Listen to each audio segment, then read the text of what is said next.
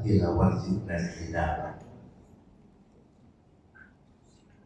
Segala puji bagi Allah yang telah menurunkan ketentraman di dalam hati orang-orang yang beriman, supaya bertambah keimanan kita semua dan keimanan mereka, dan sholawat salam senantiasa tercurah limpah kepada junjungan kita Habibana wa Nabiyana Muhammad sallallahu alaihi wasallam, kepada keluarganya, sahabatnya, tabi'in, atba'ut tabi'in, hingga kita sekalian.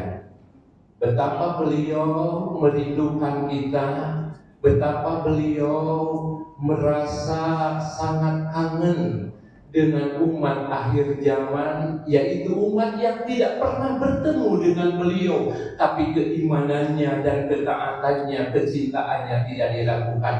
Dan mudah-mudahan itu adalah kita, bagian dari umat baginda Rasul yang nanti di akhirat kelak mendapat tatapan, kemudian uluran tangan dan syafaat dari beliau. Amin ya rabbal alamin. Seraya hamba yang lemah ini berdoa di tempat yang begitu megah dan luar biasa, ya Allah, tunjukkanlah kepada kami yang benar itu benar, dan berikanlah kemampuan kepada kami untuk senantiasa mengikuti kebenaran itu. Ya Allah, tunjukkanlah kepada kami yang salah itu salah, dan berikanlah kemampuan kami untuk menghindari, menjauhi kesalahan itu. Itulah doa dalam bekal hidup yang diajarkan oleh baginda Rasulullah sallallahu alaihi wasallam. Ada istilah yang menjadi viral dari dulu sampai sekarang, tak kenal maka salah. Ternyata jawabannya, kita kembali kepada Al-Quran surat Al-Hujurat. Tak kenal maka jawabannya Quran surat Al-Hujurat. Ya ayyuhan nas, inna khalaqnakum min zakarin wa unsa wa ja'alnakum shu'uban wa qabaila lita'arafu inna akramakum indallahi atqakum. Hai sesungguhnya manusia, sesungguhnya kami ciptakan kamu berasal dari laki-laki, yaitu Nabi Adam, wa unsa, dan perempuan, yaitu Siti Hawa, dan kami jadikan bersuku-suku, berbangsa-bangsa. Apa tugasnya? Tak kenal maka ta'aruf. Jadi kalau istilahnya tak kenal maka ta'aruf. Mana mungkin tumbuh rasa kasih sayang kalau kita tidak ta'aruf? Kalau kita tidak kenal maka harus kenalan. Baru setelah kenalan mungkin ada rasa yang beda dari biasa. Itu mah yang disebut cinta, lain cerita. Karena cinta dari dulu, sejak zaman Siti Nurbaya sampai zaman sekarang, itu bisa melanda umat manusia tak kenal usia.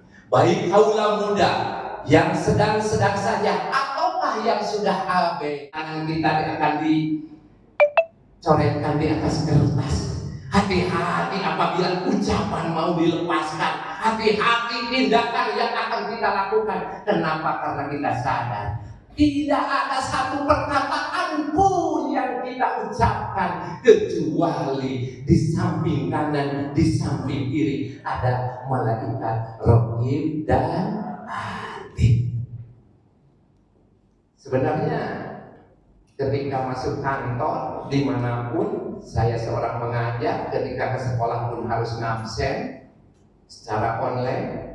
Itu hanya salah satu bentuk ikhtiar untuk mendisiplinkan orang supaya bertanggung jawab dengan amanah yang Allah berikan. Tapi pada dasarnya, jikalau absen itu tidak ada, kalaupun online itu tidak ada, kalau merasa diri, apa yang kita ucapkan, apa yang kita lakukan, ada yang mengawasi. Malaikat raqib dan atid akan senantiasa tanggung jawab, dedikasi dalam setiap ucap dan lafaz akan selalu terjaga. Disiplin kerja akan benar-benar terjadi.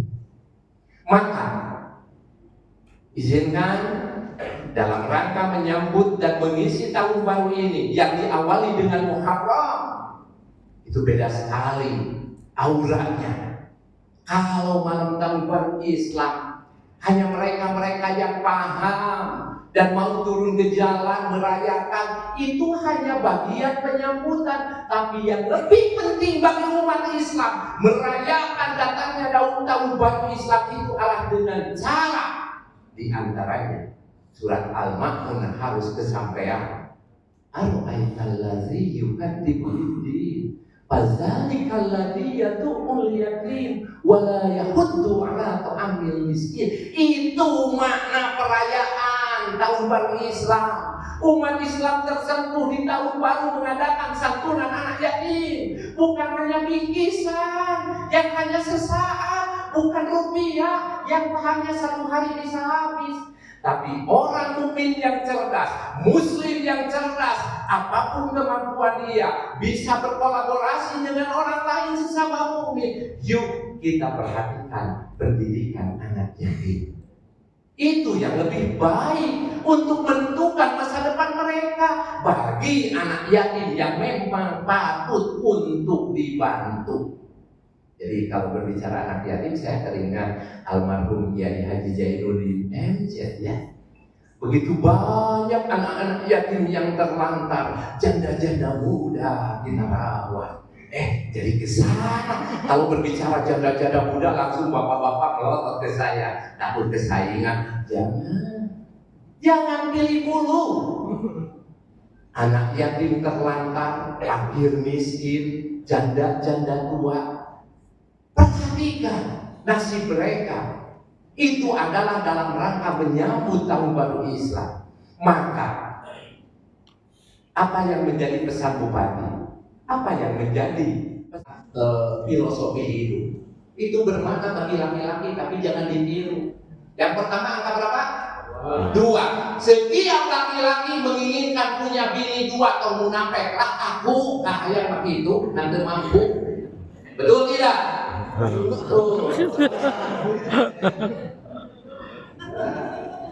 Satu di angka 2. 2 itu setiap laki-laki memimpikan dan menginginkan punya bini 2 atau lebih mah. Terus setelah angka 2, karena jarang olahraga dan tidak terjaga makanan juga vitamin, akhirnya nafsu besar kemampuan hanya 3 menit. Kemampuan hanya 3 menit. Tahu diri. Yang terakhir angka 4 hari 4 malam sakit pinggang gara-gara ngabelan 3 menit. Karunya deui. Makanya harus menjadi laki-laki ar-rijalu qawwamuna 'alan nisa. Jadilah seorang laki-laki itu adalah pemimpin bagi istri-istrinya yang akan berpengaruh pada lingkungan. Ketika di rumah tangga bahagia, di rumah tangga sejahtera, harmonis, datang ke kantor penuh dengan senyuman yang indah dan semangat menggebu-gebu. Tapi jika di rumahnya kurang bahagia, terjadi pertengkaran dengan pasangan hidup, datang ke kantor muka masam, gairah hidup tidak ada, melamun. Nuk itu mah kudu diruqyah sudah. Satu tadi apa? Mengisi kehidupan di tahun baru Islam adalah muhasabah, introspeksi diri. Kadang-kadang Ustaz, saya udah rumah tangga 7 tahun tapi tidak menemukan kebahagiaan. Hanya bertengkar dengan suami saya. Ada apa Ustaz? Perlukah saya diruqyah? Saya bilang tidak perlu diruqyah. Yang paling pertama adalah muhasabah. Karena Rasul menyatakan syarat untuk tercapai sakinah, keluarga yang sejahtera, keluarga yang harmonis ada 5. Saya ambil yang terakhir, yang kelima. Babassorohum uyubahum fayatubu minha. Sadarilah suami, sadarilah istri, masing-masing diri punya kekurangan, betul tidak?